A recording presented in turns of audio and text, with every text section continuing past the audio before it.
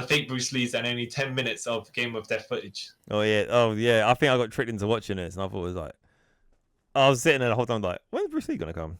And then you're like, oh, it's that footage.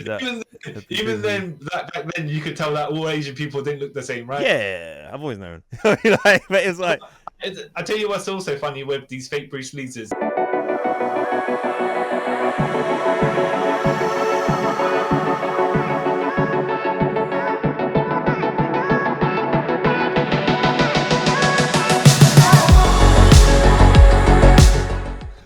Hi everyone, and welcome to another episode of Trip Around Multiverse with your host, the man who influenced millions of people to do cheap rip-off variations of my name, Kyle Charles, and should I say Charles Kyle? Yeah. And the Green Hornet's faithful manservant, C.Y. Chung. And today we are going to be talking about a guy who revolutionized film, a certain genre of film, I would say. Actually, film in general. Yeah, he's like... Well, he revolutionized so much that when he died, they spawned off a whole genre based on him, which is, when you think about it now, hilarious. Yeah. He is... I would say he's probably like one of the first crossover stars in a way, because like crossover from one sort of entertainment to another. Yeah. And possibly some people the best martial artists in the world. I tend to agree. Until I think there's variation. There's certain things you can. Oh, you mean screen martial artists, or do you mean like? Probably screen martial artists. Probably not real life. I don't think he's probably not like the actually real world. Considering it was like 50 plus years ago, it's unfair to compare. I think certain things like skills that would have been attained that you didn't have then, and all that stuff. Yes. Yes. And but from one actual man, myth, legend. Yeah. Because we were speaking about another one who is not so much a great martial artist. Yeah, his one was all like hearsay, and turned out to be all lies. Yeah. But the man we are speaking about is the creator of Jeet Kune Do. Wait, Jeet Kune Do. Yeah, Jeet Kune Do. The one, the only martial law. I kid. Bruce Lee, who he actually did inspire. Let me just point out the people that aren't seeing anything on screen, because some people just listen. Yes. I'm actually in cosplay because I'm wearing some of the Game of Death, which means when we do another one of Vin Diesel, you gotta wear something Vin Diesel wears. I'm actually looking to like get a bald cap. And oh, for real? Okay. I already have a white vest, so that's easy. I'm probably like okay, yeah, but then you could be John McClane as well with a white vest. You need something a bit more. I'll get his you need the goggles. The chain. You need the Riddick goggles. No, he's that weird chainy bit. Oh, yeah, the Riddick goggles. Yeah, all that. Yeah. Or I could be Xandar and just like draw crappy tattoos. Yeah, I just realised that. Yeah. With the ball cap. Yeah, the one on your neck that one can see, because if you don't turn around. Yeah. Oh. I just keep thinking of that short film where that's the only thing you really see is a neck tattoo. Oh, the neck flap that flies. Yeah.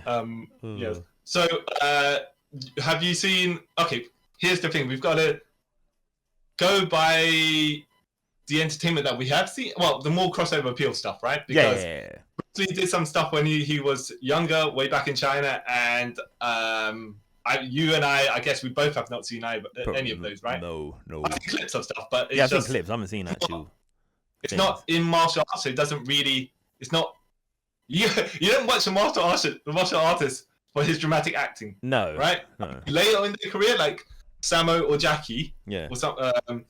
When you're like, okay, they passed, or even Jet Li, they passed a certain section. You're like, all right, what other skills have they attained? But when they're known for that first, the martial arts. That's what you want to see. Yeah, exactly. Yeah, trying to think. Yeah. So have you seen all of Bruce Lee's movies? Well, first of all, the legit Bruce Lee movies. Yeah, we're going to the fake stuff a bit later on. I'm trying to remember. I have. So, Big Boss, which was called Fist of Fury in the US. Yeah.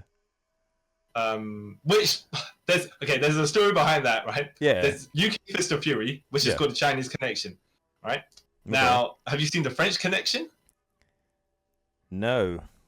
The French Connection's got a Gene Hackman film, and it's about drugs and stuff like that. Oh yeah. It's not actually set in France, is it? It's actually set in like somewhere. Yeah. So they try to cross over appeal the titles. You know how it is, where they're like, oh yeah, this is vaguely something to do with something, right? Cocaine. Yeah. Oh yeah, the Chinese Connection. Yeah. Which should have been of a big boss, right? Yeah. But then someone swapped the labels on the film reels accidentally, I think. So the story goes. So then what was called Fist of Fury in the UK. Yeah.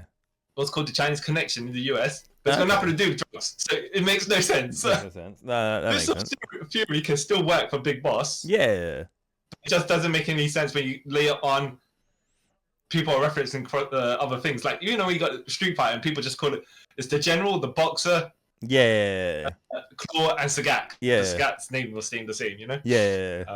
So we'll go by the UK titles, but yeah, if there's anything, if there's any American titles, I'll just throw them in there. Cool. You seen Big Boss? I believe I have. Yeah, that was the first one. That's where he uses his fingers to claw the guy's rib cage. Yeah. Yeah.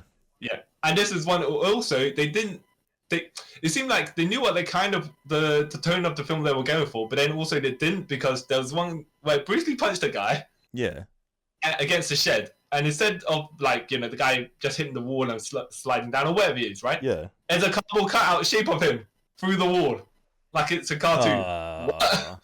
But I guess they thought back then that looked cool.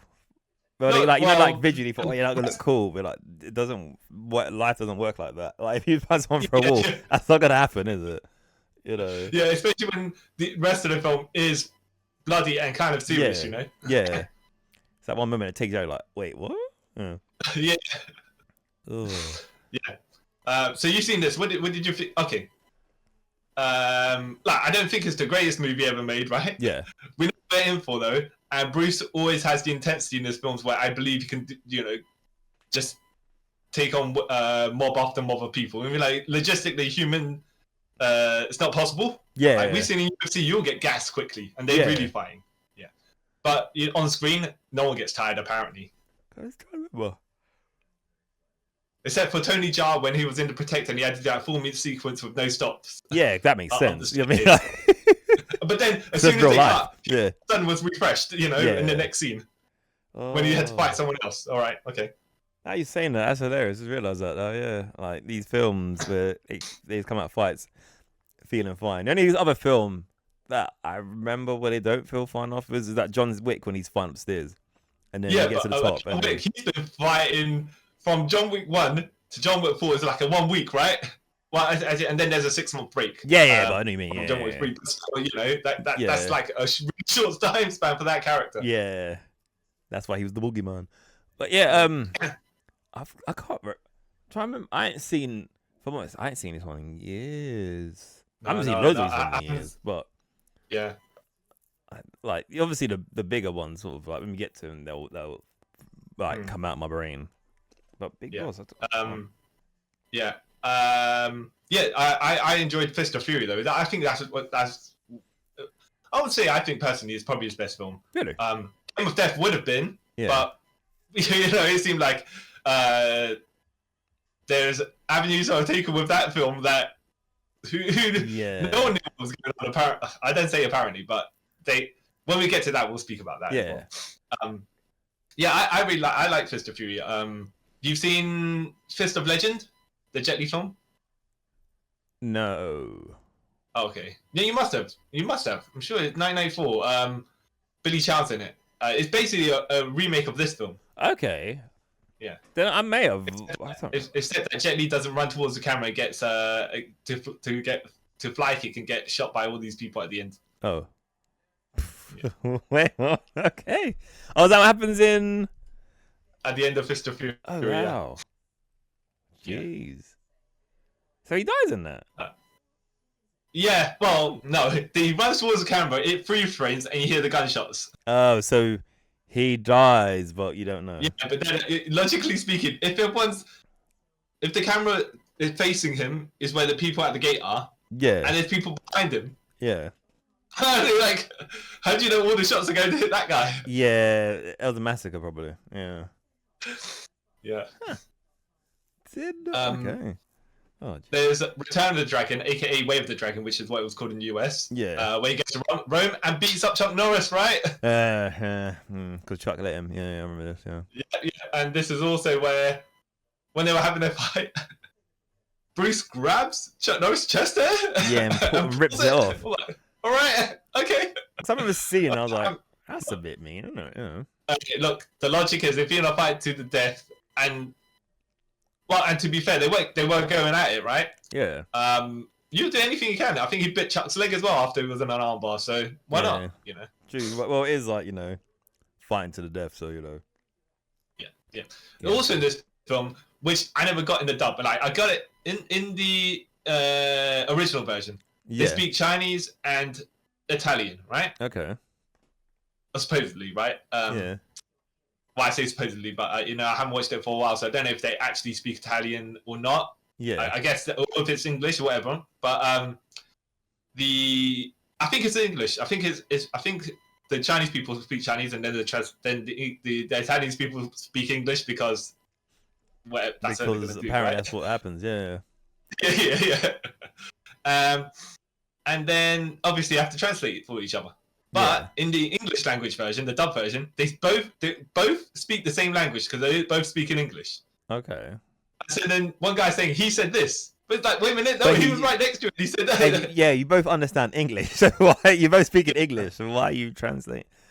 Oh, that's hilarious. But it's like, okay, I get what's happening here because you're dubbing it, but the thing is, something needs to be done in a way that it makes sense. Like either you have one set of people speaking one, and then you got the subtitles, or you rewrite the dialogue. I'm about to say that. Yeah, you rewrite it to make it make sense. Yeah. But that's back in the day, like where it wasn't actually till recently. Same with like anime and stuff like that. They will like literally translate it, so there's lots of bits where it's in English doesn't make any sense. Like, wait, what? Yeah. Some of the Bruceploitation films I watched. Yeah. Gosh. They dub, but you're like, is that what they actually said or not? I think actually, funny enough, the Bruceploitation, the dubs actually add a bit more entertainment value in it because they're meant to be serious and they're kind of wild sometimes. Yeah. I'll get to some of them a bit later on, and I'll say some stuff and you will think I'm chatting complete rubbish, but it's actually true. Okay. That's how crazy these things are going. But yeah, I think the crazy dialogue also adds more psychedelic nature to it, you know? Yeah. Some people once said, I ain't taken drugs before, but after he saw the spaceship from Legends of Tomorrow, he goes, but I'm thinking this is what it would be like if I did. So, yeah. Maybe. Oh. Enter the Dragon, which obviously you must have seen. Yeah, I've seen Enter the Dragon. Yeah, like the first time people like me, people like you got a co-lead, and then it had to be a white guy with us because we can't apparently. You can't have that much credit, you know, throw it to the white man, not being racist. Yeah. But but it's cool to see, right? Yeah. And Jim Kelly, I think he actually does make a standout appearance in that. Yeah, he does. Saxon fine, he had some name value and stuff like that. At the time, but Jim Kelly, he came in with charisma, and he's like, I'm coming to do my stuff, you know. He kind of like stole the show, really. Because obviously by this time people know Bruce is like, Gene Kelly, he just stood out, and like you said, he like owned the screen. Like, oh yeah, this guy's cool. He came in with the swagger, and he's just like, I know it ain't my movie. Yeah, but I'm not a background character. Yeah, like, I'm making sure of that. And they actually had the credits introducing Jim Kelly on that. Yeah. So they I think they kind of knew what they had. And then man would go and make Black Belt Jones and all that stuff. So good on him. Yeah, man, that was a good film. Yeah. The 70s, right? And Jackie Chan is in that film. Yeah, I was about to say that Jackie Chan, where he was, it says full child. What? The inspiration for Mortal Kombat as well. Yes.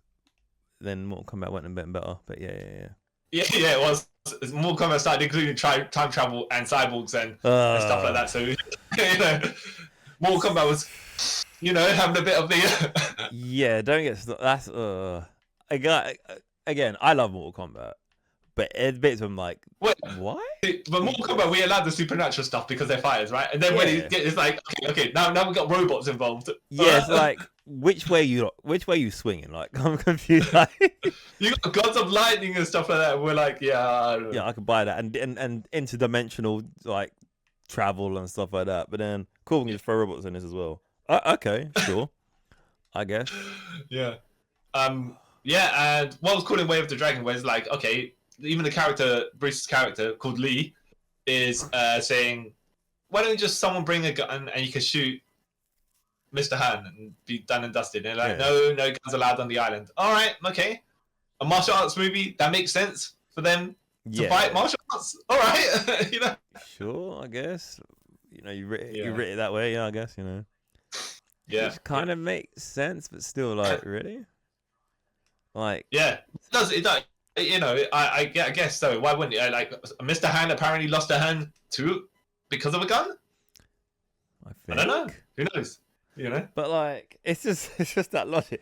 I like how, like, you said, someone tried to put logic to it, and I was like, nah. And Brit out was like, okay. Yeah. He needs to ask that logical question. You know? Okay. I like the Mr. Han's gimmick as well, where he's just like, I'll take one of my fake hand, which his iron hand, which he uses to kill Jim Kelly with, because he just chop, and chop, right? Yeah. Until the guy's dead. In like a harem of women that are on drugs apparently, because they're just laughing as Jim Kelly's getting killed. I'm like, okay, hold on a second here, right? Yeah. And then he takes his fake hand out and he puts a bear claw on it, kind of. Yeah. Like a fairy with 3 prongs on it, and then afterwards he takes it off and puts the Wolverine claw on it. Yeah, and I was like, but is it both the same thing? You know what I mean? Like, yeah. And then when he got fly kicked that last jump there, he was jumping towards Bruce. It looked like on his face, like, I don't want to do this. Please don't. Yeah. Maybe take another kick to the face. He probably already like legit kicked him in the face. Which, oh no. Maybe. Because you know back then, man, the stunt work was ropey. Well, yeah, I mean, I don't know if you know about how Donnie Yen does the stuntmen in sometimes. Because stuntmen don't get paid. They don't get paid if they're not on screen, so you could just sit there all day and... Yeah. Waste of time. Yeah. So, story goes, sometimes Donnie says to another stuntman, like, I'm just going to... Come, you get paid. I'm just going to knock you out real quick. And like, all right. Okay. I mean... Okay, you know, that's... I guess that works, maybe. I mean, the thing with when Sammo Hung was doing choreography as well, sometimes it was like basically full contact. Not full contact, right? But contact enough for the screen, like hard hits and stuff, stiff. Not like even wrestling stiff is stiff to a certain controlled degree, but on screen, you know. And then they make you repeat the sequence as well, and you're like, what? Yeah. All right, cool. You got to take another like punch to the face. Oh, we just... Oh no, we get from this angle. Like, oh, okay, great. Yeah. And then, but yeah, those are the 4 key films that came out while he was alive. Yeah, and then we get into the dodgier films. Oh yeah. So many. But no, overall, actually, and did you watch Green Hornet or anything like that? I saw him appear on Batman. That's it. Yeah. Did you think Green Hornet clashed with Batman in the sense of the tones of their programming? I thought Green Hornet. I just thought it was weird. I was like, wait, what? Like, you got this, like, you got Batman and Robin in like their bright colors and like stuff, and then you got Green Hornet. And you got Green Hornet and Kato just like in like suits and. Like, oh, this is super like low key compared to like the flamboyancy of Batman and Robins. It's like, oh, okay. Yeah. It was a bit weird because I was watching Green Hornet and they play it serious, even though it's in the 60s and by the same people. They play it serious, like they play it straight. They're not like you know, in the 80s where they make a joke at the end of the episode and everyone laughs, and free frame, yeah, they do like the dad joke at the end of it. Right? No. Green Hornet is pretty serious. Well, not super serious, the dramatic. Serious for that time. Yeah. And the other thing is as well is it was called the Kato Show in Hong Kong. Okay. Yeah. And then I'm watching all the episodes. I'm like, but sometimes he's like, so I understand why they called it the Kato Show because they're gonna mark it on Bruce Lee's name, right? Yeah, as you would, because he's the bigger name there, isn't it? Yeah. But he's only in it when scenes where obviously Green Hornet and Kate are doing stuff. Yeah. And when they're in Britt Reed's home. Yeah. But Britt Reed's also in scenes where they're in the newspaper and other stuff. So yeah. I don't want to off-screen proportional appearances, but it's just one of those things where it is what it is at that time. How many non-white people are you going to see on screen? 2 at best. yeah. It's true. They hit their quota, right? Sometimes, in the same episode, but maybe not in the same scene because. Because it wasn't right back then, Yeah. This is what Bruce Lee said. Because he was trying to come up with a series to do like that he could be the lead one. Like before he moved into the movies that he went to Hong Kong to do because they wouldn't let him to do anything in America. Yeah. He was like, I don't blame them though. They're marketing towards their audience, which is white people. Yeah. For trying to make the lead where I can be in my own product, like production, but if they don't want me there, then I what can I do? Makes sense. I blame them for not having me because how are they going to market it? And then they cast David Carradine as a half white, as a half Asian guy in Kung Fu. Yeah. Okay. Yeah, because they touched upon that in Bruce Lee saw it, and like, wow, that is quite shady what they did. Yeah, but we also know that apparently a half white and whoever person sometimes come out fully white anyway. Because Kira Kasugi. Yeah. That was that's that day. To this day, that's still like the biggest I think insult to anything. If I'm honest, really. You cast everyone else correctly, but him, why? Why? Why? Yeah. If it was Terry Bogard, it'd be different, right? Yeah. It'd make a lot more sense, in fact, I think. But whatever. It's not like his name's like Keo Smith or something. You know what I mean? Like, if it was about Keo Smith, okay, fair enough, you can get around it. But these whitewashing. By the way, it's actually called whitewashing. Yeah. When they get a character that's not white and they just cast them as white. Yeah. I was like, oh, okay, yeah, it makes sense. But then again, as well, it's different times. It's worse when they do super racist. I don't know if you've seen the. Remember seeing Breakfast at Tiffany's? Have you seen that? Yes, I have. Yeah. Yeah, the Mickey Rooney scene. I'm like, what? Like, all right, even then, right? Because that's like the 80s, right? I would say something like that. I'm assuming. Like, even by then, right? Okay, if it's the 60s or 70s, I can kind of not let it slide, but it's like, okay, I kind of get it. But like, if it's the 80s, by then, bro, that's. Come on now, that's me. But the thing is like they say, is if it's aimed at a particular audience at that particular time, and that's what entertains them. True. Yes, it's terrible now, right? And it probably was terrible back then. But back then, those people laughed at it or whatever. And now those people will be like, actually, we should not have been laughing at it. Actually. That's true.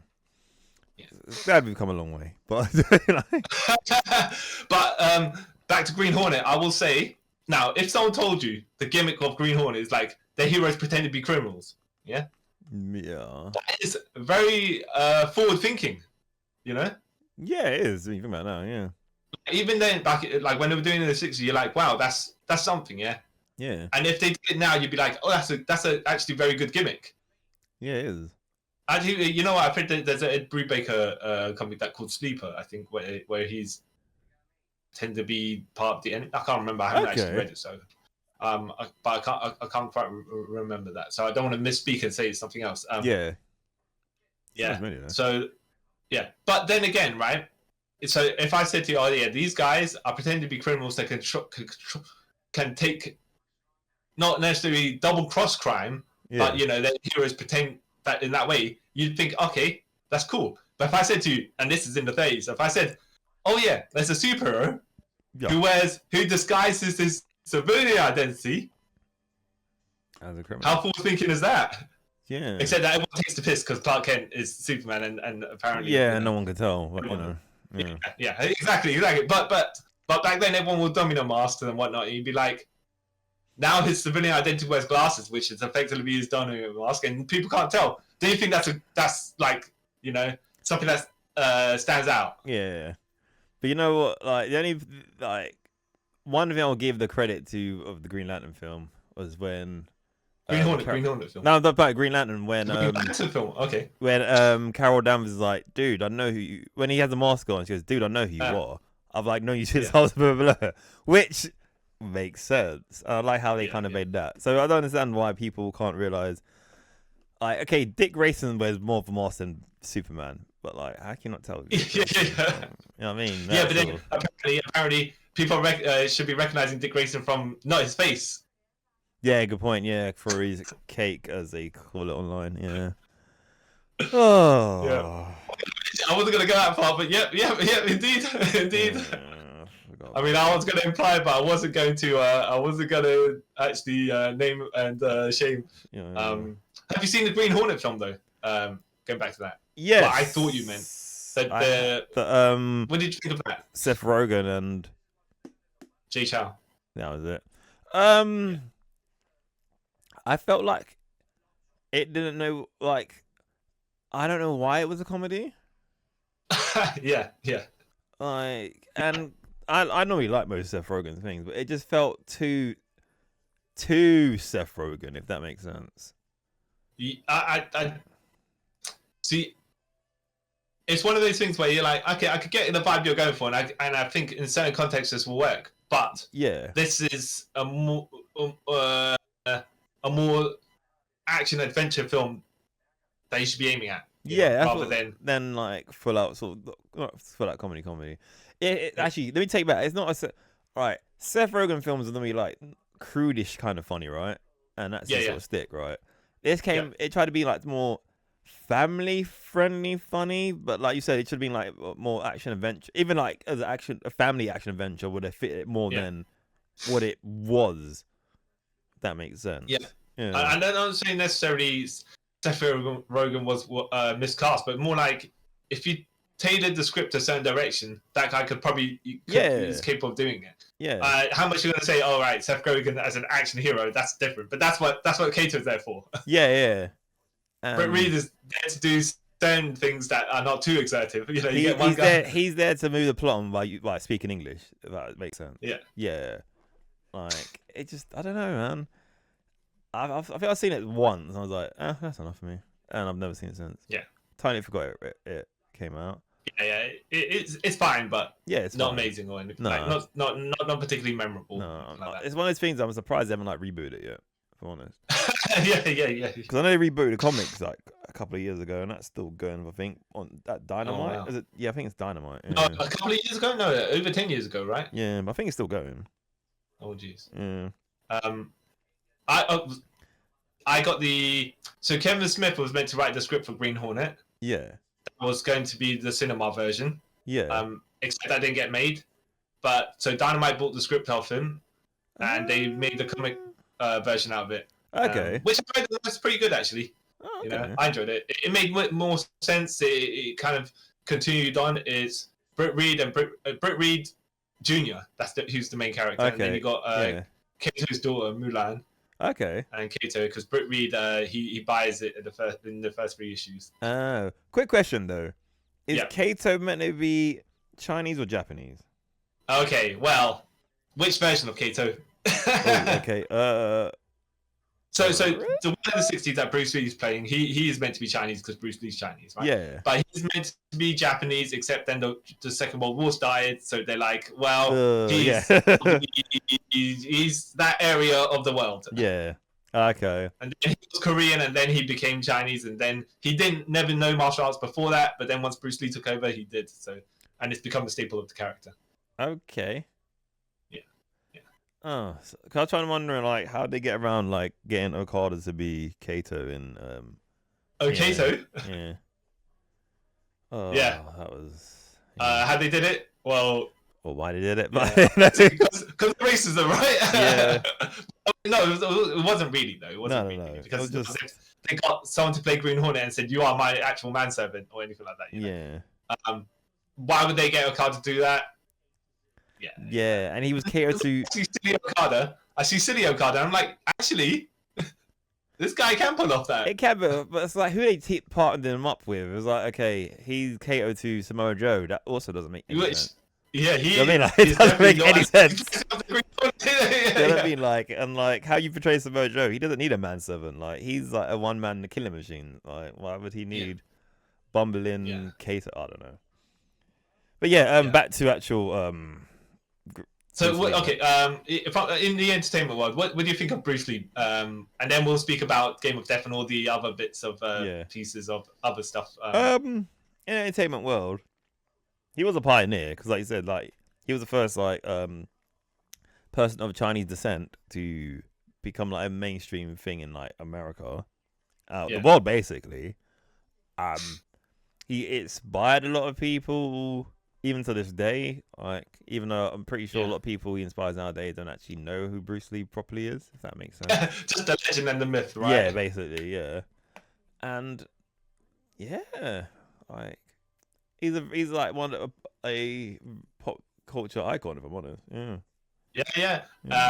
You know, as we say about Bruce Lee clones, not only from the 70s in the all those movies, but in the gaming world, there's loads of characters inspired by Bruce Lee. Yep. So his legacy still carries on. Like that's major influence, right? Yeah. I think sometimes some people, MMA fans or MMA actual fighters, have beef against Bruce Lee for some reason, right? But I'm like, it might just be how overzealous fans of any fandom, even, right? Yeah. Sometimes say, "Oh, this guy would be able to do that and that and the other," right? It's just like, yeah, but well, maybe you can't, right? But you can't push it because that's just going to make that people kind of push from the other direction. Yeah. Let's just say, you told me, for example, right? Yeah. I was going to say something about Vin Diesel, which you would then defend, and then I'd be like, yeah. and then we'd be at an impasse because you either I'd go aggressive or you would go aggressive, and then you'd be like, Vin Diesel because of this, right? Yeah. But no, I don't actually hate Vin Diesel because of it. It's because you pushed it so hard upon me that Vin Diesel can actually flip a car over or whatever you can. It's like, okay, you know, that's how sometimes I think they get it. So because Bruce Lee does have speed, right? But when you think about it, logically speaking, I know Michael J. White said one time he could take Bruce Lee, and I'm like, to be fair, he's got like decades of more advanced training. Yeah. He actually does have fighting ability as well, but he's got the meat to tank the shots. Because Bruce Lee's like a wiry dude. Like he wasn't exactly big, was he? Yeah. In the tournament fight, I'll say Michael J. White, right? Yeah. Say it's a no holds barred street fight, which anything goes, right? Yeah. You just go with the guy who's going to be the craftiest and the more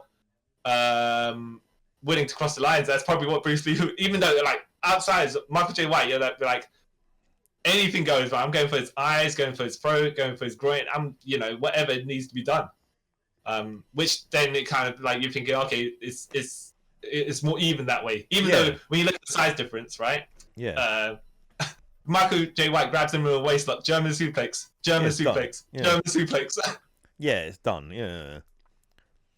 Because like like you're saying, like a lot of people say that he's the greatest fighter of all time and stuff, like, but people only saying that because he's dead. You know what I mean? It sounds really bad, but it's true. I think sometimes as is relevant here, the legacy of people gets mythologized. What's it called?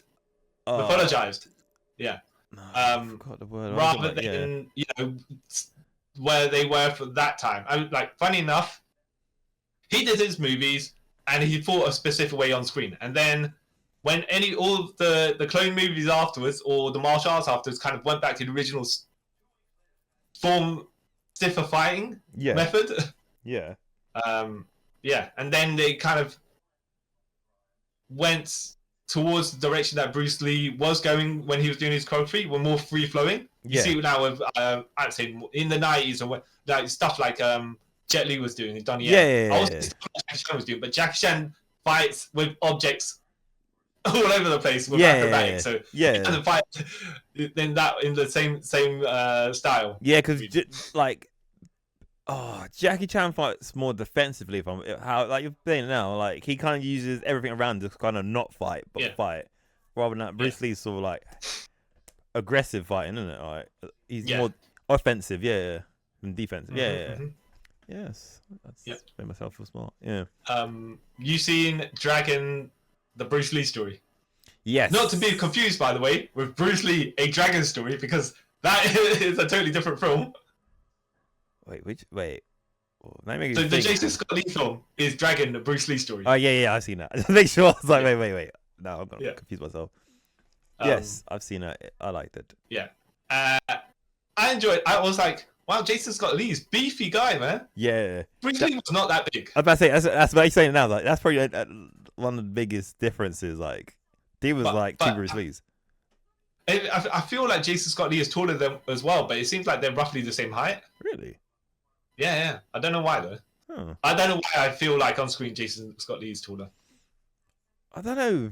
Yeah, now you're saying it now. Like, I feel like, wait, how tall is Bruce Lee? Like 5'7", right?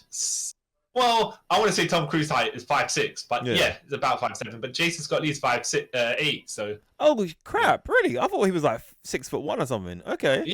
Yeah. Because that's how he looks in the film. Yeah. See, I don't know if you've seen the Kurt Russell film Soldier. No. Okay, so Kurt Russell's 5'7", right? And Jason Scott Lee kind of is a decent bit taller than him. So it seems like Jason Scott Lee is 6'1", except that maybe they put him on a box or something like that. Yeah. Actually, maybe not 6'1", because that's too much of a height difference. Yeah. But like close to 6 foot or something like that. But yeah. Interesting. But in that, when when he goes to America, and he gets called many a racist name. Oh yeah, like in the gym. Dishwasher and other ones I'm not gonna say. Yeah. One star with G. Yeah. With four letters, and another one starting with C. Yeah. Yeah. And I'm like, all right, the levels are going up. It's like, wow, okay. Yeah. All right. I mean, I get the point, but how far are you gonna, before it starts getting like, oh, you're trying to be edgy for edgy. Yeah. He's already doing Jeet Kune Do style movements there, but it's like, no, hold on a second. He doesn't do that until later on. Yeah. But then again, this film's not supposed to be historically accurate anyways. Yeah. So. Well, especially because like mirror demons. So yeah. Yeah. I think they were gonna get. I think they asked Brandon Lee to play Bruce Lee. Yeah. On screen, but he thought it'd be a bit weird because then he'd have to. Whoever's gonna play his mum. Yeah. He was like, nah. Yeah, that is weird. They asked Donnie Yen as well at one point, but he also, for some reason. You asked who? Donnie Yen. Oh, okay. Yeah.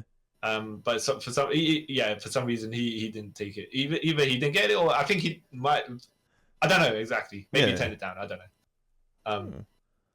Yeah. So I thought Jason Scott Lee was pretty good. Yeah, same. I will say as well the bit where he fights the other martial artists in real life. Who's called Wong Jack Man. Yeah. I don't know if have you seen Birth of the Dragon? No. Okay, that was a more recent film. I can't remember. Within the last 10 years. Okay. Yeah, and apparently this is there's the story of what happened, right? When he got challenged, and not by this guy because he's the equivalent of Chad Frost. Yeah. You know who Chad Frost is, by the way? No. Okay, in Young Rock, right? Yeah. You know how he's got Stone Cold, he's got Triple H, he's got Undertaker's Mick Foley and stuff, yeah? Yeah. And there's one person bad-mouthing him behind the scenes all the time, yeah? Yeah. Chad Frost. Okay, yeah. Yeah. Who Rock acknowledges does not exist in the WWE at that time in 1998, but he's all the things the people behind the scenes were trying to stop him, word being, and he compressed it into one being. Except that it is one being because it was Shawn Michaels. But yeah. So this guy, I can't remember what his name is in Dragon and Bruce Lee story. Yeah. But he plays the Wong Jack Man character. And story and in Birth of the Dragon, right? Yeah. It's told from Wong Jack Man's perspective. Okay. Yeah. And apparently, he says, story goes is that Bruce Lee was told to stop teaching martial arts to the white man, foreigners. Yeah. Yeah, exactly. Yeah. And then they had a showdown. Essentially, the Chinese council, whatever they said, basically, Yeah. like, someone stop him. Challenge thrown out, and the guy said, "Yeah, I'll challenge Bruce Lee." And if he loses, then he stops, and then if he wins, he's free to do whatever, right? Apparently. Yeah. So Wong Jack Man says they have a 20-minute fight. Yeah. Which kind of ended in a drawish. Yeah. Right, and according to the Birth of the Dragon movie. Yeah.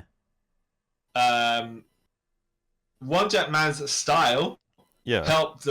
Made Bruce develop Jeet Kune Do because he needed to advance himself and make himself better. So he kind of took elements from that guy's more free flow ability because he was doing more of a Wing Chun style. And I'm like, I don't know how true that is, right? Yeah, but I will say this: we've seen UFC, right, and Pride fighting championships and Bellator and all that stuff, right? Yeah. A 20-minute fight. If you're experienced martial artists. Yeah. You shouldn't be having a 20-minute fight. No. Unless you're just kind of huffing and puffing or it's a massive stare down, Yeah, it's like you try and get over as quick as you can. Yeah. Like 20 minutes is a long time. I'm sure I've wrestled a 4-minute match. Boy, was I huffing and puffing, right? Yeah. And that's coordinate. That's when you're working with someone as well. Yeah, it's coordinated. Yeah. But to be fighting 20 minutes against someone. Like you said, like a fight with someone for 20 minutes. I don't know. Like, it's like the rules is like you don't go as hard, and then because But it's not point stamina each other. There's no points in this thing, and you want to lose. So why would you want to go that long? Like, it doesn't make any sense. It's a dumb. That's why I'm like. That's why I call that this guy's story. It doesn't. In my perspective, it doesn't make sense. I'm not saying it's true or not, right? I'm just saying by that logic, doesn't make sense. We go full out. Even when you should say you shadow box for 20 minutes, boy, you're messed up. Yeah, exactly. If you go full on for 20 minutes. Yeah. Not to say some guys fighting back at you as well. Even if you, for example, did the what's it called? Battle rope. The rope. Yeah, battle rope. Yeah, exactly. Yeah. I can do that for about a minute, and I feel like death as well. Yeah. And that's not even taking account moving as well. You're standing still. But anyways, from the perspective that I read of Linda Lee telling the story, is that the guy basically turned tail and ran. Okay. For that's the only reason the fight lasted 3 minutes. Is because Bruce had to chase him down. But how true is her recollection and of it? Bruce is like, I shouldn't be gassed. I shouldn't be this gassed. Then he kind of developed his own fighting style because he thought the Wing Chun was a bit stiff. Yeah. And he needed to work on other things. That makes sense. So Dragon and Bruce Lee story. It takes liberties. Yeah. Some of it's fiction. Yeah, of course. The stuff that is fact is based on facts. But as we know, in most stories, anything's that's based on a true story is slightly dramatized or whatever. Timeline. Yeah. Exactly. Screwed for to make it more entertaining. So to Game of Death. Wait. You've seen back to the Bruce Lee Dragon, the Bruce Lee story of his, Yeah. We didn't touch upon mirror demons. Oh yes. Which, by the way, I don't think Brandon Lee had died in any of the he was the Crow was still in production at that point or stuff. Yeah. So when the mirror demon was chasing Bruce, and then he at the end it's going after Brandon. That was actually incidental. Yeah. Like you watch it afterwards, you're like, oh, the mirror demon got him as well, right? No, because that's how I felt when I watched as a kid. It's like, Yeah, Oh, but you're like, ooh. no, they just did the mirror demon for dramatic effect, and it just happened to be that's what happens. Yeah. Because it's a cool concept. I'm thinking now, like, who wrote that? Like, into the story, I mean, like, it's a weird, like, subplot Yeah, in the and story. then and what did he do? He was getting beat up by the mirror demon, and then his nunchucks came along somewhere. Appeared. Was it from? Yeah, and Yeah. then how do you hit something with samurai armor with nunchucks and actually make Hurt. solid damage? You know. Yeah, it doesn't But make hey, whatever. stories. Yeah, whatever. Yeah. Because and it's the only reason why I remember this as well. Like this film, I had the game for it on the one of my neighbors had it on the SNES. They ended up giving it to me, and like that was part of the game as well. How was it? How was the game? It was alright. It was like a subpar fighting game, if I'm honest. But you could mirror match. You could fight Bruce Lee versus Bruce Lee. Yeah, and then you like the story mode is you go through like all the big fights in the film. Oh yeah, like with the chef, yeah. Yeah, that's actually the first one. Yeah, with the racist white people as well. Yep, the racist white people. And then like the gimmick of it is if you have like 3 lives basically, and then if you lose the 3 lives, you got to fight the mirror demon, and you can beat him. If you beat him, you get your life. You'll get your 3 lives back. A bit like when I never played it, but a bit like one of the Flash Game Boy games where the Black Flash chases you. Yeah. If you die. Yeah. And then if you outrun him, then he keeps on getting faster next time you die. Yeah, it's kind of like that. I was like, oh, that's a cool concept. But yeah. I haven't played it since. I've got it. I still think I actually have it somewhere because I've seen it recently. I was like, only if I still. It's single player though, right? Yeah. No, as you know, you can play 2-player, but it doesn't make any sense. It'd be like you and Bruce Lee in red pants will fight racist chef or whatever. Okay. Yeah. All right. Okay. And then like one of the powers up is that you get this bar up and you pull out a nunchucks or like a staff. Yeah, it's all right. Okay. Yeah. So, what did you think of Game of Death? Game of Death. The I say the original version, but the one in 1978, which is the one with the fake Bruce Lee's and only 10 minutes of Game of Death footage. Oh yeah. I think I got tricked into watching this, and I thought it was like I was sitting there the whole time like, when's Bruce Lee gonna come? And then you're like, oh, it's that footage. Even then, back then, you could tell that all Asian people didn't look the same, right? Yeah, I've always known. But it's like, I tell you what's also funny with these fake Bruce Lees is not that they try to do the movement and stuff, but their bodies aren't the same muscularity as Bruce. I think he must have dehydrated or more or whatever, right? Because he's got the physique where you see all the tone. Yeah. Yeah, where I want to say more of the fake Bruce Lees have athletic regular physiques. Yeah. It's like, oh, you're not Bruce. Yeah. Like Bruce is kind of rounded. I don't know. He's got, like you said, he's got a unique physique compared to like the others. Yeah. So it's like blatantly obvious it's not him. Yeah. Like. Yeah. So in the Hong Kong Legends DVD set of a 2-disc set of Game of Death, you have the original cut of. They got all the footage they could of Game of Death and put a 40-minute cut of that end fight from the point where they fight the Taekwondo guy. Yeah. To Kareem Abdul-Jabbar, because there's meant to be 2 levels before that, but they never filmed it. Yeah. And the outside level as well. Yeah. And the Bruce Lee Warrior's Journey also has that footage as well, but it has an alternate cut of it because I think they're different editors, so they'll take different parts of the footage to what they thought it was. Yeah, which makes sense. But it's like, all right, they're the same enough, but just with different shots. But you're like, okay, the original idea would have been really good. Yeah. And then we get all the fake Bruce Lees that do the knockoff version of Game of Death. But, like Bruce Lee. In the Hong Kong Legends box set of Bruce Lee. Yeah. Is Game of Death 2. Have you seen that? Wait, what? AKA Tower of Death. Wait. This isn't actually a real Bruce Lee film though, is it? Well, it depends on how much % of Bruce Lee in the film you did think is real. I want to say because he is really in the film, right? Yeah.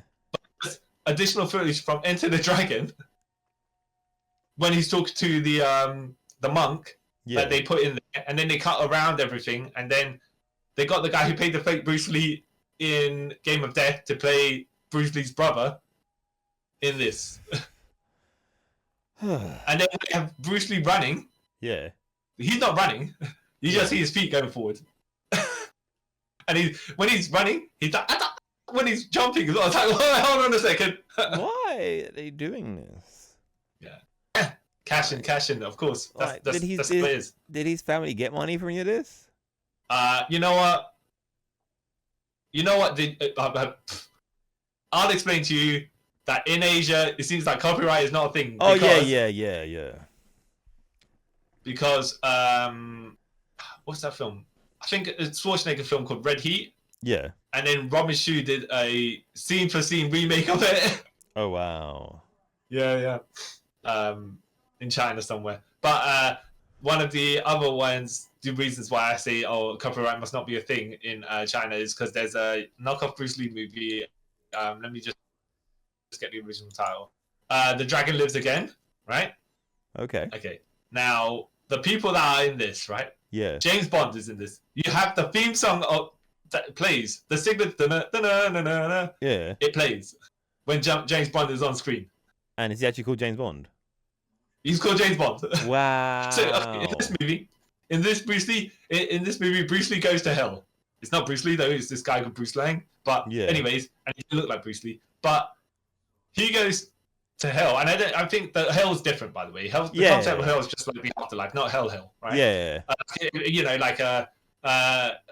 In Dragon Ball, where they like the hell for infinite losers. But it's not, you can see when it was the actual version, it was called hell, but it's not hell. The Christian version of hell. Yeah. That film starts with Bruce Lee. He's covered by he's dead. He's on the thing, and he's covered by a white sheet. Okay. And then where his crutch is an object, a cylindrical looking object. And you're like, okay, are they saying that Bruce Lee is a very big man, right? Yeah. So they go sneak and have a look because that's how it is, right? And they pull out a pair of nunchucks. And like, oh, okay. Aha! Okay. Yeah. No brow humor, but all right. Okay. Cool. But yes, Bruce Lee fights Dracula in this also. He fights James Bond. He fights Dracula. The Clint Eastwood is in it, but it's not Clint Eastwood, right? It's a character called Clint Eastwood. Okay, from The Good, the Bad, and the Ugly. Yeah. I don't know if you know who Emmanuel is. You know the French erotica film. Yeah. She's in it. Like, what? Popeye's in it. Wait, how? Okay.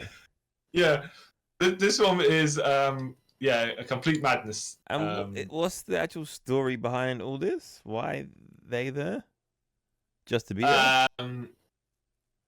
Apparently, that's the people that Bruce Lee need to fight in hell to save the people of the afterlife because the king is being whatever, I want to say a horny character because he seems to be going after the same naked woman most of the time, but he doesn't seem to be doing anything particularly bad, right? But hey, the story's got to be what it's got to be. Yeah. And then when the king of hell sends Bruce Lee back into the upward trajectory. I want to say heaven, but you might just be elsewhere, right? Yeah. The guy jumps. So the guy does the Dean Cain jump off the screen, right? And then everyone looks at the camera in the sky, waves like, "Oh, goodbye." And it's like, okay, right, all right, yeah. Who wrote this? I don't know. This is the 70s, so who knows exactly what people are on when they're writing this. Yeah, but I say it sounds like they're on some sort of substance because that doesn't logically make any sense. Right. Yeah. Let me ask: have you, aside from Enter the Game of Death, which I made you watch for review, have you seen any of these Bruceploitation films? No, I just remember seeing them a lot, like in HMV, there's picking up the covers and laughing. I'm like, wow, you actually was able to put this on DVD. I mean, like at the time, this is like the early 2000s, where like DVDs were a thing. I was like, wow, this is. May I dare ask, by the way, do you think the Bruceploitation films are worse or better than some of Seagal's films? Let me say the best Bruceploitation film. Yeah. Would that, in your opinion, even though you haven't seen it, be better than the best Seagal film? Yes, hands down, yes. All right. Well, Because that just leads me to say, even though we might not do it, let me find the best exploitation film. Yeah, you find them. I'll watch them. We'll have a look. Okay. Because at least they sound like they're trying. After. Well, some of them are, some of them aren't. Yeah, but at least they're trying money cash grabs. I mean, I will say there's several of the Game of Death ripoff movies. Like we've got Enter the Game of Death. We've got Goodbye Bruce Lee, his last Game of Death or something like that, which I did watch as well. Yeah, very very wacky. Muhammad Ali's in that one, but it's not Muhammad Ali. Okay. He gets up, he fights people up the tower, right? Yeah. Do you know who Zatoichi is? Who? Zatoichi, the blind swordsman. Oh yeah. He's also in that other film. Bruce, The Dragon Lives Again. Yeah. They don't care. 100% do not care about copyright at all. I feel like in that part of the world, because even Japan do it, it's like copyright is a suggestion. You know what I mean? Yes. It's not so Goodbye Bruce Lee. Goodbye Bruce Lee, his last Game of Death.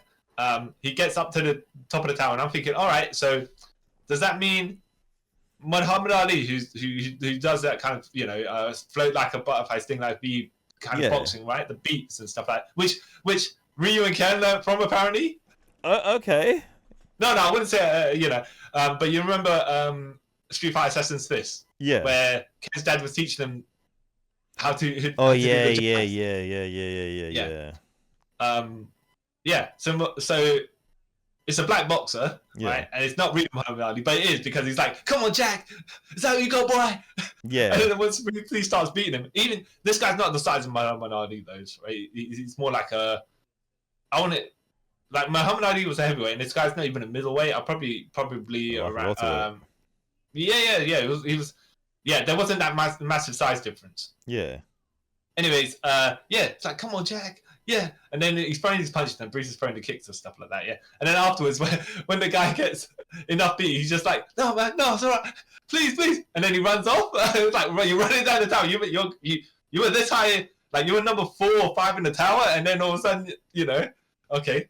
Yeah, that fight could have been better, by the way. Not that they could have got actual Muhammad Ali to actually be there, but yeah, they got Carl Weathers, who was the Muhammad Ali ripoff in Rocky. Yeah, in Rocky, yeah. So it's not like they could. But looking at Carl Weathers, they jacked. He would have just tanked all them shots, and yeah, it'd have been something. It would have been a different movie. Yeah. Oh, back to actual Game of Death, by the way. Yes. What did you think of the fight with Kareem Abdul-Jabbar? Watching it, because I watched it in my late teens probably, and it looked funny. If I'm honest, it just looked like I just found it.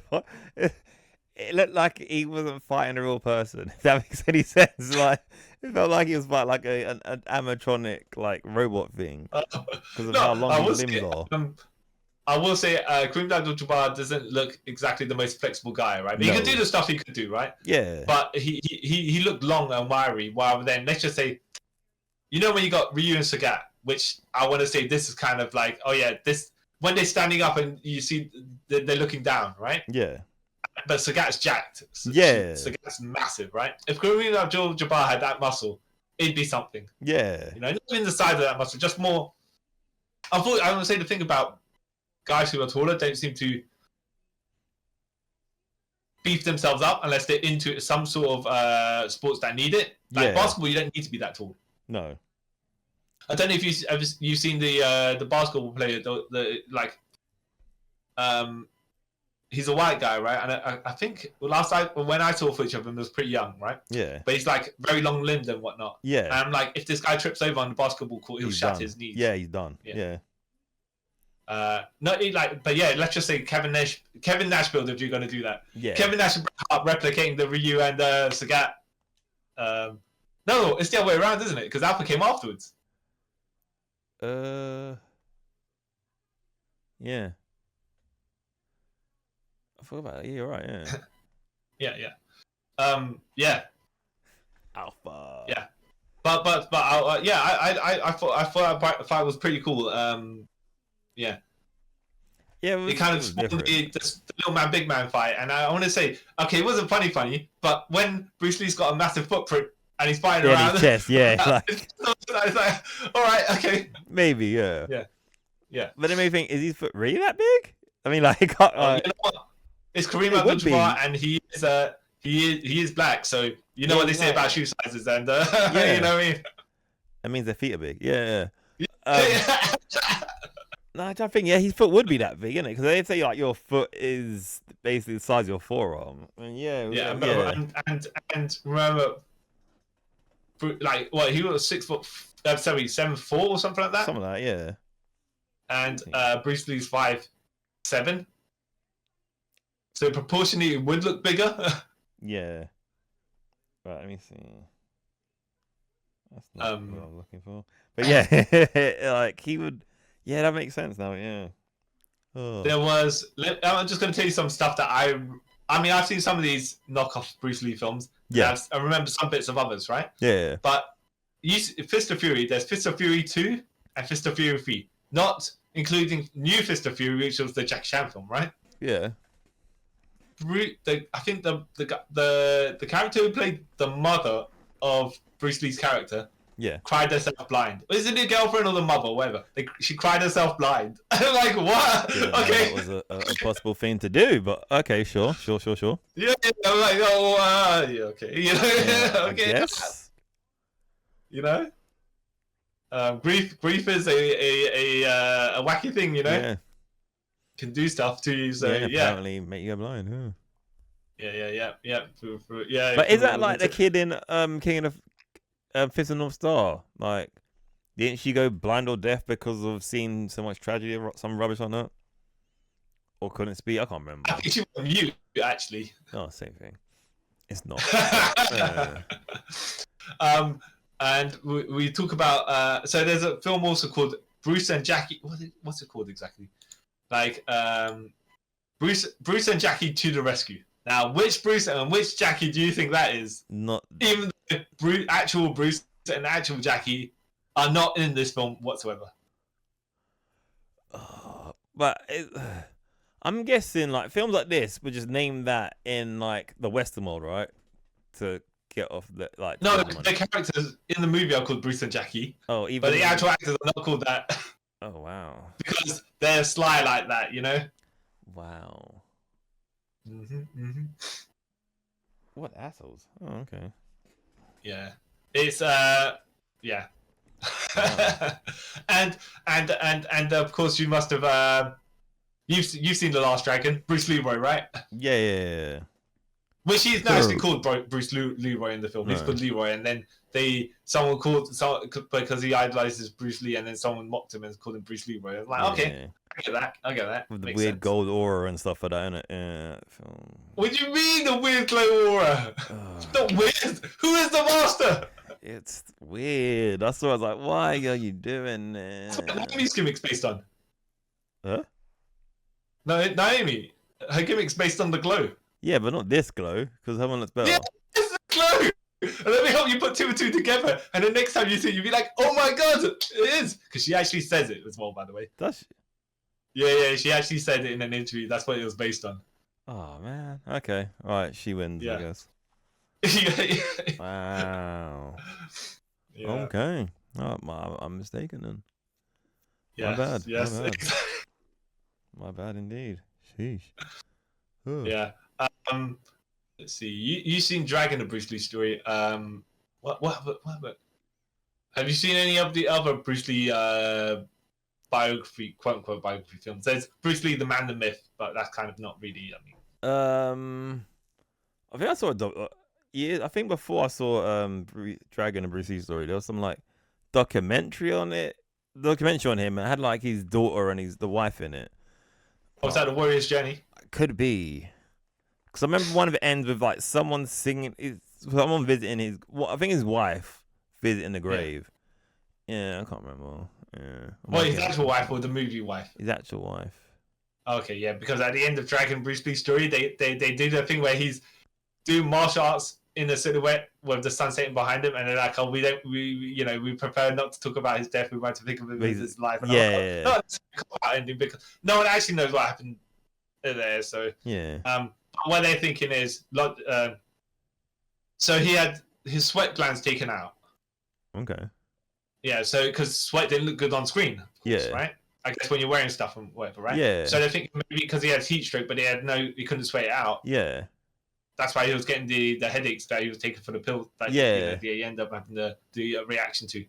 Oh. Yeah. And whether he was or was not having an affair, it's like it is what it is. Speculation because there's probably evidence some way, but evidence another way. Yeah. And then when the person whose house he's in is using that to then make money off, you're like, well, how much of this is actually true? Yeah.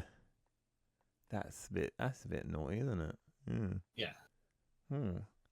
That's yeah.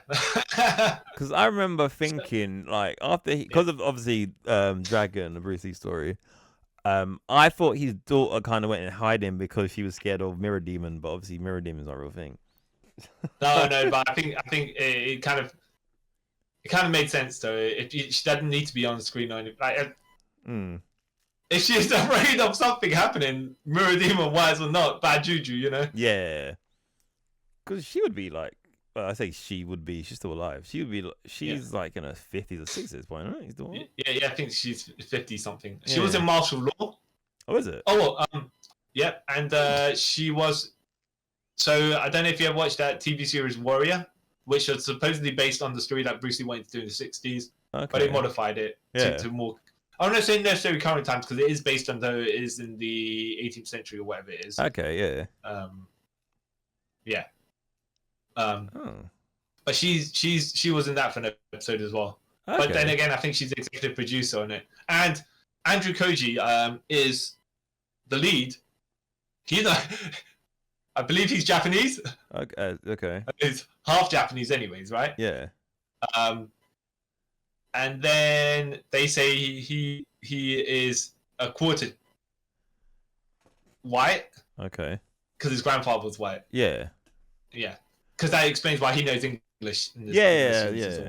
But I'm like, all right, well, look, in those sort of things, like sometimes you have to cast a person that's best for the role, even if they might look close to the ethnicity, but it might not be the ethnicity, but that's fine. Yeah.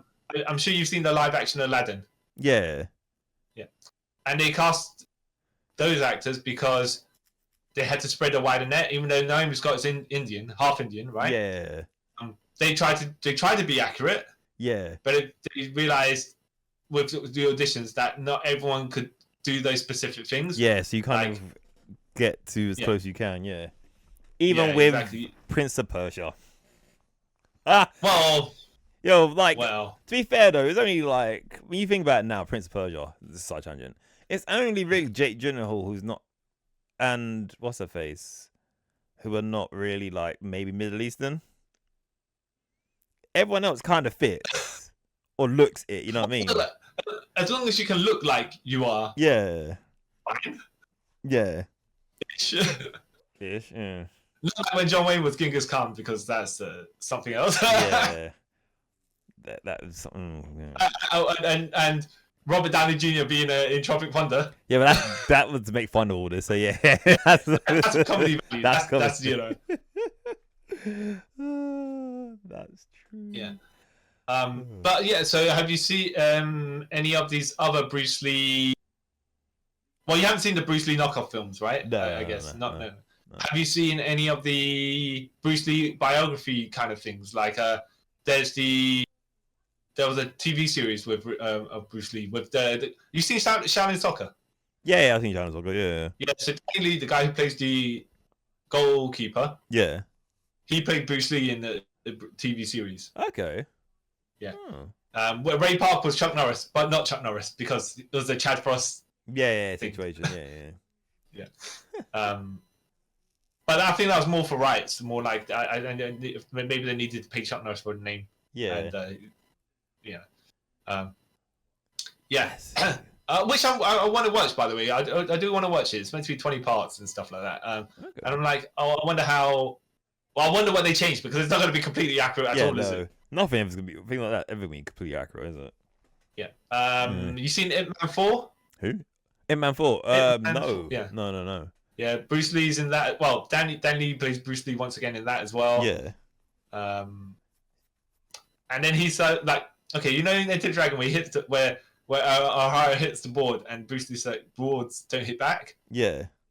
Well, this karate guy kicks the door, right, a metal door, and he goes, "Doors don't hit back, but I do." And I'm like, so okay, you're referencing future lines that haven't happened yet. Yeah.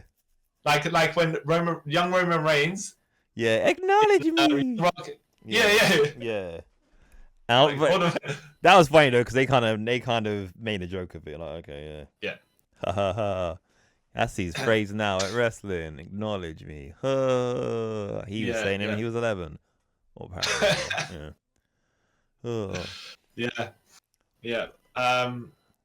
yeah. So, but okay. All right. All right. So, I will find the best rated knockoff Bruce Lee film and ask you to watch it. Yeah. And you can give me your opinions on that. And yeah. But what did you think? You didn't particularly think that much of Enter the Game of Death when we did watch it, right? No. Do you know about all the Bruce Lee clones? Was it like Bruce Lee but spelled L-I? Yeah, so Bruce Lee, yes. Yeah. I want to say there's like Lee Bruce, but that's funny. Oh, no, there isn't. Funny enough, there is not. There should have been, though. There's Bruce Lee with one E. Yeah. There's Bruce Tai. There's Bruce Lang. The Bruce Lee, which is Lei. Dragon Lee, because Bruce's name in Chinese, the little dragon, so they just take Dragon Lee. I'm like, all right. Oh, I know him. He's a wrestler. Dragon Lee from NXT, by the way. Yeah, that's it. Yeah, I know him. Yeah. And what's funny is, I'm like, at the time in the 90s when you go to the video shop and you're like, why are there so many fake Bruce Lee films? You know? Yeah.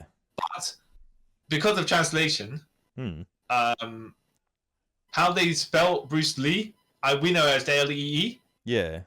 It's inconsistent across like the international speaker part of the world because Jet Li's the character for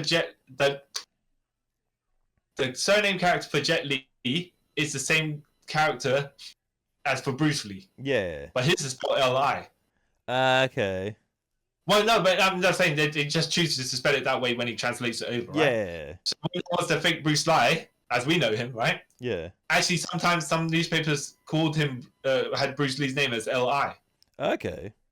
So then I suppose you could technically market Bruce Lee films as actual Bruce Lee without being untruthful. Yeah, it's like when John Cena got marketed to be at certain events, right? Yeah. And it's indie events, right? Yeah.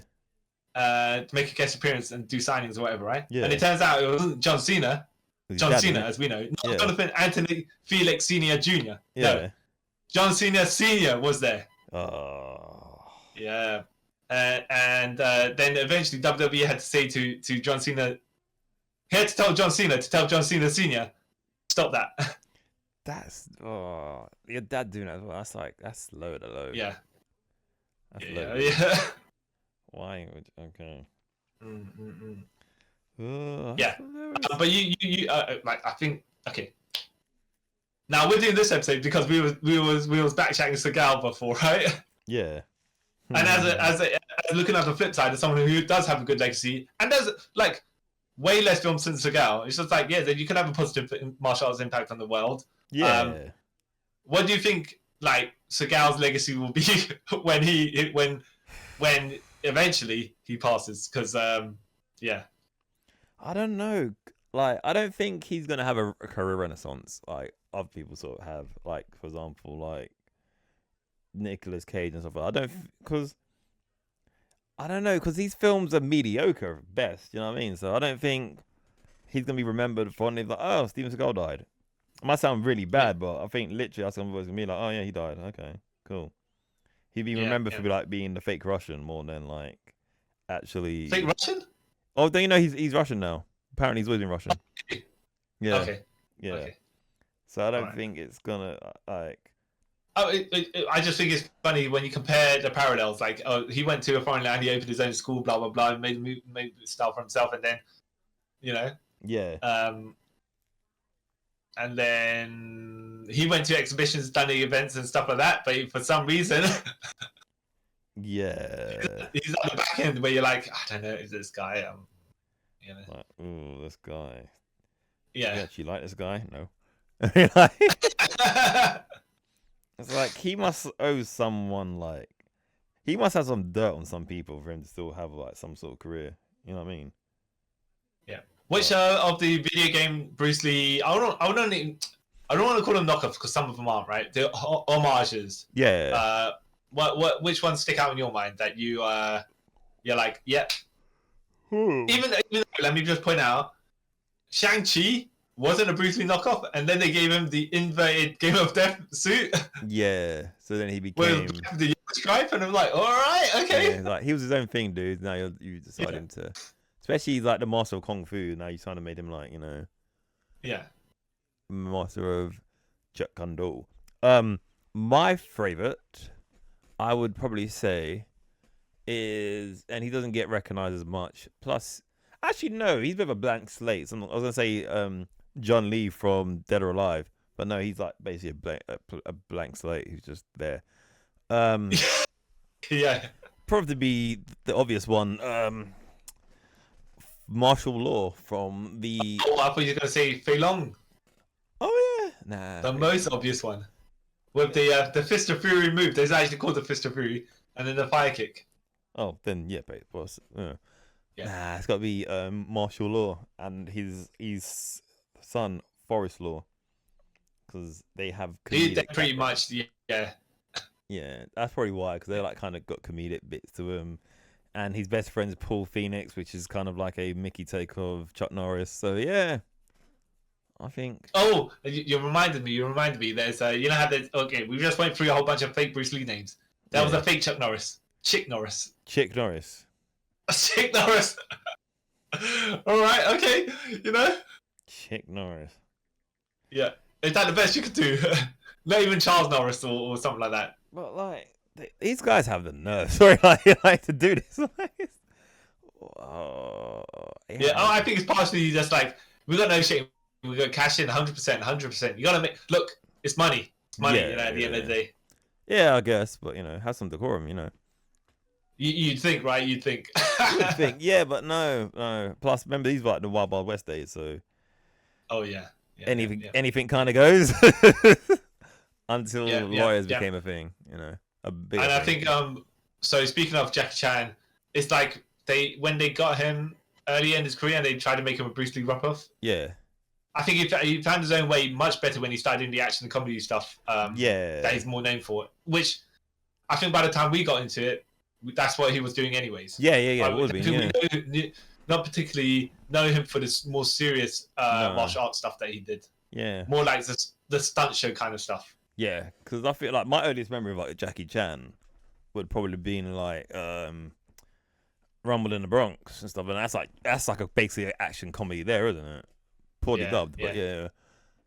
That's still in the 90s as well. Yeah. Because I didn't see things like Police Story and that till like a lot later. Police Story, I'm just like the stunts they do there, right? Insurance. Health and safety probably didn't exist in Hong Kong at that time, because some of the things they're doing, like, there's no legal way you could do this. I mean, yeah. Only a madman would attempt to do it in the first place, apparently, right? It's like, like the bit where you see them, there's a bit where they come out the bus window and they just fall straight down. Like, how do you? And there's no mats or anything. Like, how? In the audio commentary for that, they were meant to land on the car that's behind Jackie, but the bus stopped short because they didn't want to hit him. Oh. And so these people, they were meant to fly out, of course, right? Yeah. But then the way that they just kind of hit the floor because they had nothing to land on. And then Jackie had to no-sell them hitting the floor because he needed to get the take first. Yeah.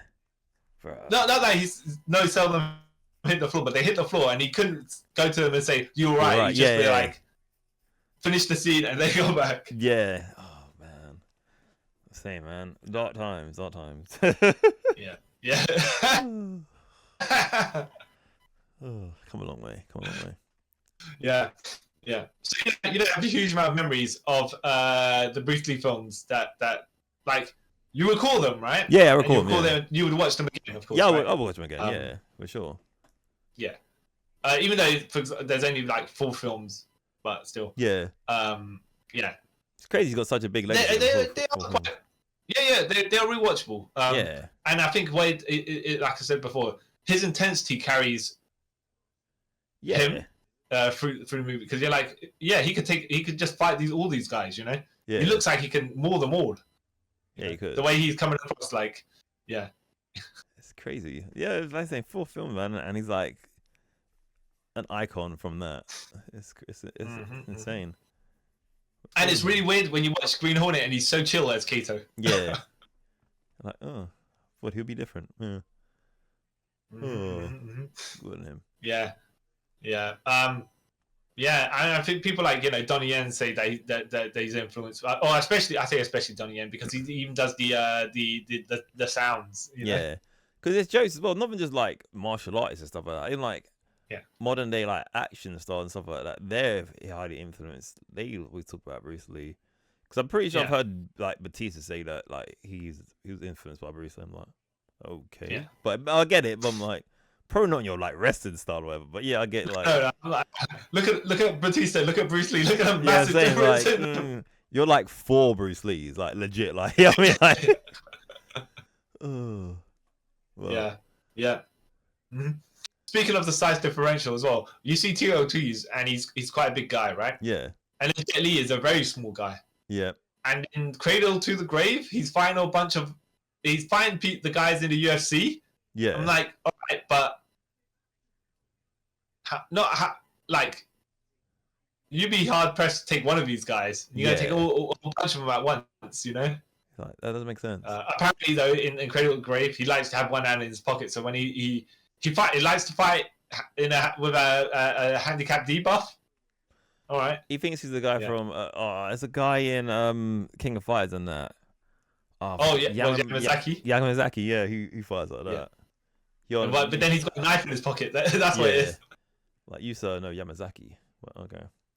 Because he's fictional. Yeah. But yeah, I mean, not really. Yeah.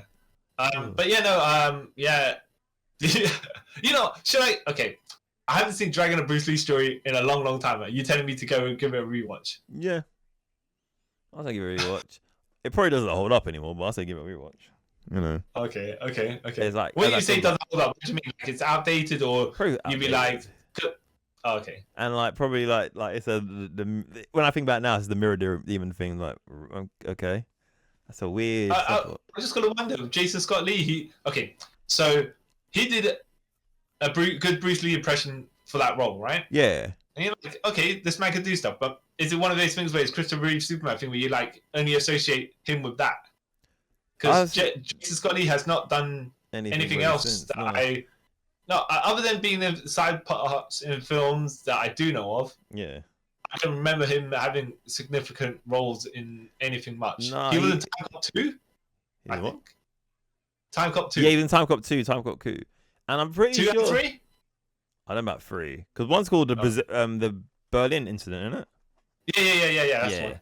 And I think he was in like the live action Jungle Book before. Yeah. Yeah, not the night. And he was also. Go on. Not the one we watched recently, but one before that. Yeah. Oh, yeah. And the King and I, but I don't recall him in any of these being unnecessarily significant in anything. No. It looked like he could have done martial arts films and got like, okay, fair enough. If you're like, look, I need to make the films that make me money.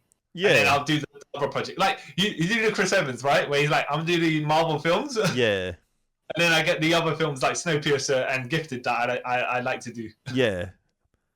Which he loved. Oh, he's got that film, the red one, but hey. Yeah. With The Rock, right? Yeah. Which I thought this film had already came out, but no, it's come out this year. Crazy. Yeah. Okay. So we kind of covered a lot of Bruce Lee in entertainment in general. Yes. Because we didn't just stick with his films. We talked about other whatnot and stuff like that. Other things he's done over years. And influence his legacy and whatnot, right? Any other comments you wanna point out? There was, but I've forgotten it. I didn't mention earlier. He influenced something that wasn't related to entertainment in general. Yeah, like entertainment, but like nothing to do with like fighting or anything. But when it comes back to me, it will. Well, Dana White likes to say that Bruce Lee is the father of modern martial arts. Well, modern mixed martial arts, and I think that's more of those who combine different things in different ways. Yeah. I think they say his brother was a fencer and he stole the foot movement of fencing. Okay. Yeah. Like I would say the pioneer of mixed martial arts is Minoru Suzuki, because he was in Pangrace, and that was like the precursor to MMA. So I don't know. Well, see, I think that just depends on how you where you say modern mixed martial arts come from. Yeah, that's the thing as well. Because if you're putting people in arm bars but your style is not like, you find one style, but you're doing stuff from another style. You're kind of already mixing stuff. Yeah. You just had to get refined to the point where you get to UFC fighting, for example, and stuff like that. So yeah. And everyone needing to know Brazilian jiu-jitsu because everyone else started to learn it. Yeah. Because that was the style of the time. Yeah. Yeah, but the style of no style, like in Game of Death, right? Yeah. That's why you have to. Oh, by the way, let me tell you what the actual ending for Game of Death was. Okay. So after he beats Kareem Abdul-Jabbar, he's supposed to go up to fight go to the tower. Yeah. The last floor to fight the man with the pinnacle of martial arts, right? Yeah. And when he goes upstairs, there's a box with and inside the box is a mirror, because the metaphor, right? Yeah. He's beaten everyone, and now he's the man who's actually the pinnacle of martial arts. Yeah. Yeah. The power was in you all along. Yep. It was you all along, Austin. Yeah. Even though it's me all along, but you know what I mean. Yeah. That makes sense. Oh. Yeah. Bruce. Yeah, I think Game of Death would have been really, really good. Like it would have a bit of philosophy in there as well. Not just like not like the knockoff Game of Death was just like, oh, it's all about the fighting and whatever like that. Because that's, I mean, people are there for that, but you entertain them and give a bit more substance, and your film is more rewatchable. Yeah, that is true. But he was great. Yeah. Without him, I don't think we'll have a lot of things, if I'm honest. Yeah. Like, we wouldn't have Blade, which would no, this is a joke, but also being serious. The thing about it, like, if you didn't have like people being inspired by Bruce Lee and stuff like that, you wouldn't get like Wesley Snipes for it, would you? And he wouldn't go on to make Blade. That wouldn't went on to like do the whole comic book movie sort of thing. So yeah, it's true. It's true. A big knock-on effect. Yeah. Yeah. For some, okay. We didn't get Jackie Chan. You seem to be a pretty decently big influence, because you point out a certain section of the audience. Wu-Tang Clan likes to get all these old martial arts films, right? Yeah. And re-released them. They did the Wu-Tang Presents sort of thing, right? Yeah. I remember this. Yeah. Yeah.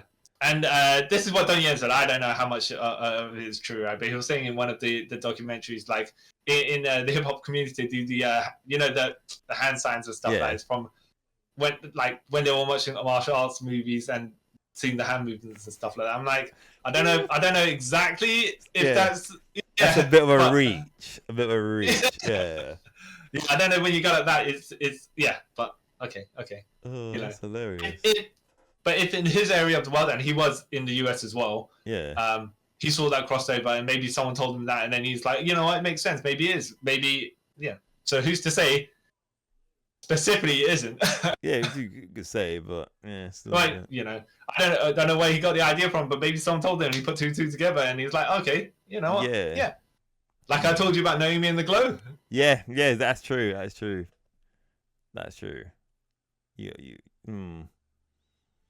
Maybe one day if I ever meet someone from the original Wu-Tang, I'll ask him, "Hey, was your hand signs and stuff influenced by martial art movies?" Like, no, I just didn't want to shake hands, so he just did that. I was like, oh, okay, that. Okay, or maybe he would say, yeah, man, yes. Yeah, but then he could say like, I don't know, that's a weird kind of thing to take credit for. We're not from. Let's just say we're not from the US, so we and in particular Boston or where Donnie Yen's from. So maybe it's, it was maybe it was a thing over there. Maybe. Wait, Donnie Yen's from Boston. Boston. I think so. Oh. Yeah. Well, he does have that. I think earlier on in his career had a stronger Boston accent. Oh, yeah, more of a Boston accent. Yeah, that makes sense. I think I might be wrong. I'm pretty sure it was Boston. You're pretty right. That's hilarious. I mean, he's majorly influenced by Bruce Lee. Yeah. So Boston. And he played the Fist of Fury character in the TV series. Okay. Like a 3-part TV series, which then they cut into 4 movies. Yeah. So how do you compress a TV series into 4 movies, like 4 90-minute movies, right? Yeah. Yeah. Whatever. Okay. Yeah, I think they just outright some characters to completely disappear. Yeah, it just didn't exist. You watch the movie back to as a one entire thing, a marathon. Some characters just completely disappear because they're just not relevant to that section.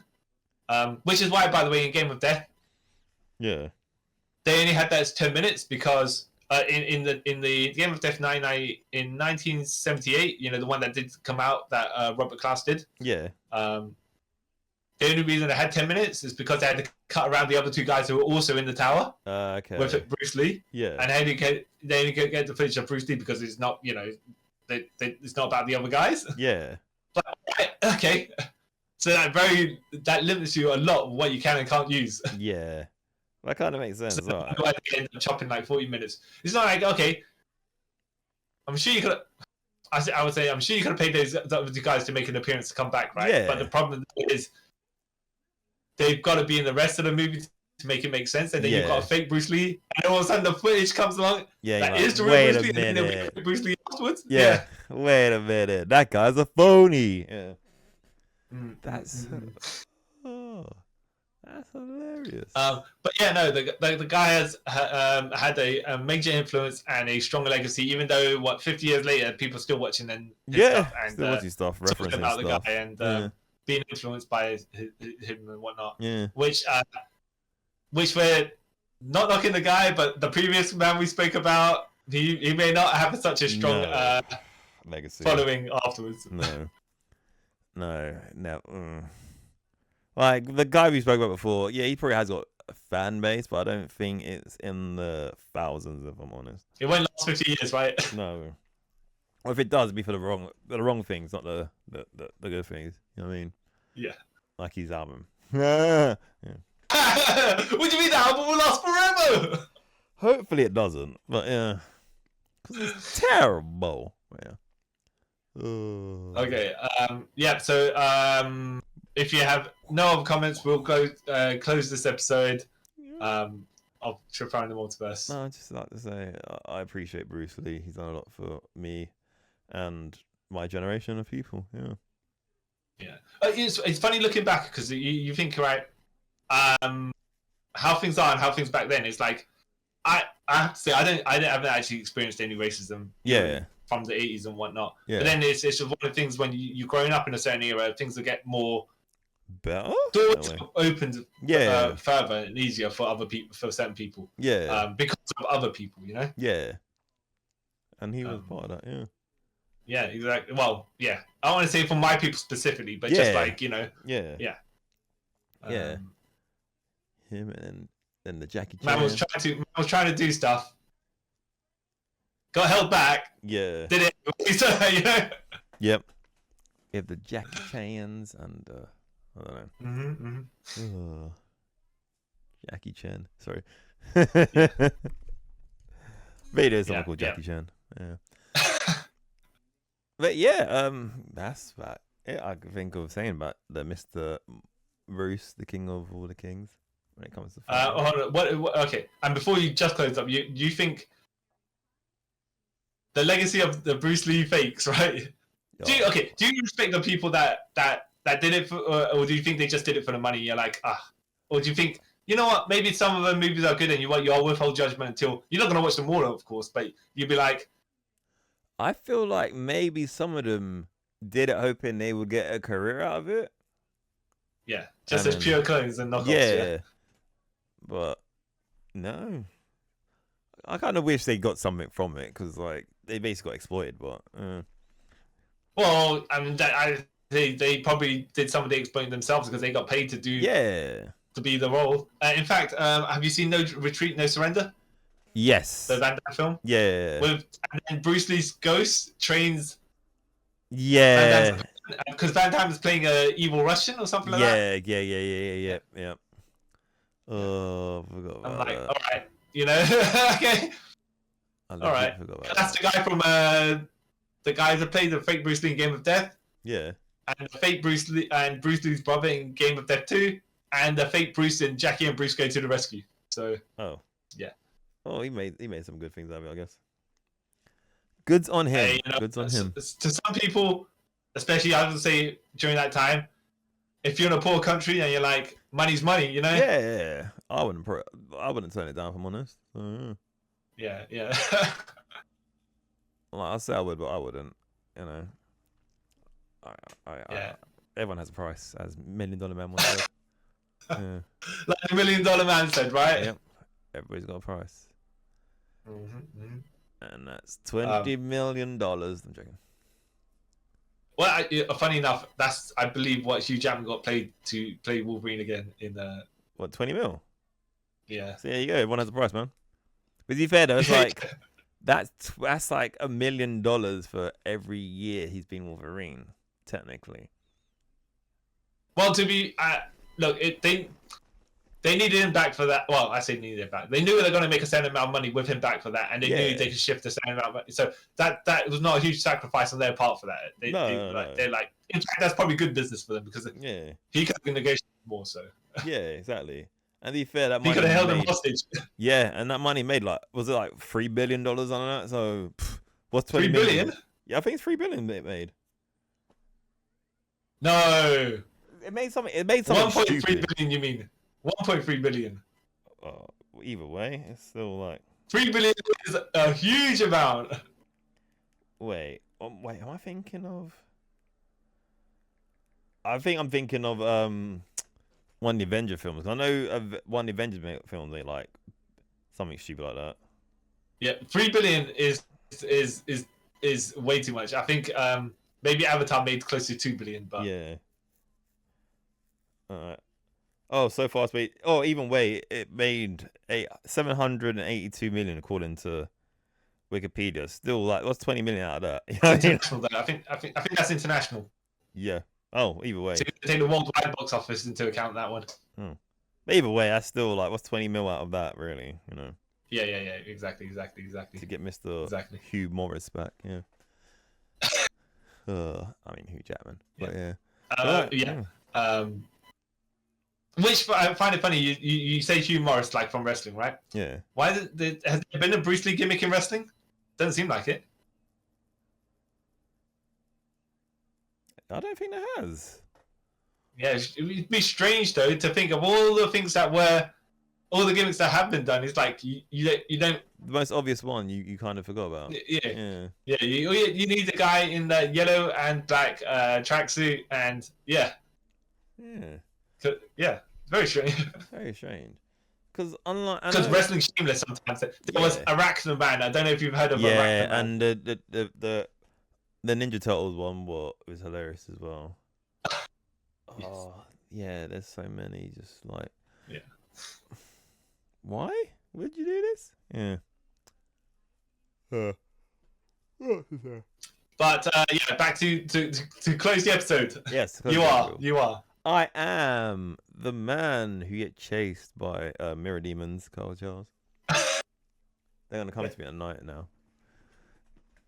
Saying that, you know, I got scared. I remember I saw them to buy those fancy mirrors, and I got super scared because I thought like they would bring Mirror Man after me, but no. Well, so you walk up to a mirror and some samurai will crash through on the other side and come after you. I mean, like, you're mixing up mythologies, but yeah, you know. Yeah. Oh, a terracotta warrior. Then Yes. let's just put it that way. Yeah. Terracotta warrior. Yep. Yeah, I mean, yeah. That's yeah. Oh, that's nuts. Because I haven't seen it in so long that I just remember it looking like a samurai, but yeah, same here. But I could be completely wrong. But I'm pretty sure Hollywood didn't know different that samurais were Japanese culture back then anyway, because Hollywood wasn't that clever back then. Yeah, and I'm the man who defeated racism, not Cody Rhodes. C.Y. Chung. He's done it before, Cody. Yeah. Yeah. Thank you for listening to us talk about the legend that is Mr. Bruce Lee, spelled with 2 E's, not 1. And let us know what your favorite Bruce Lee movies or how he's influenced you in life or anything you've done. And you can do that. Or your favorite fake Bruce Lee movies. Oh yeah, your favorite one. Yeah, so I can watch it and probably end up hating you. Nah. Yeah, and what did you? If anyone has seen The Dragon Lives Again, where he fights Dracula and all that stuff, yeah, let me know. Tell Kyle how wacky that is, because that seems something... like a copyright nightmare, if I'm honest. Like, yeah. Well, yeah, let us know if you're watching. That's why Hong Kong Legends has not released it, because they can't. They can't, yeah. How can you... That's like 8 lawsuits. Even though they're defunct, but that's nothing to do with anything. No. Oh, that's hilarious. Oh, why would you do that? Yeah, let us know in the comment section down below if you watch this on YouTube, or if you're listening to this in the audio realm. You can let us know by following us on Instagram and Twitter and leaving a comment there. You can find our links to our Instagram and Twitter up there. And yes, don't forget to like, share, and subscribe as well. And yeah, thank you all for taking a trip with us around the multiverse. We'll catch you guys next time. Bye. Bye. Bye.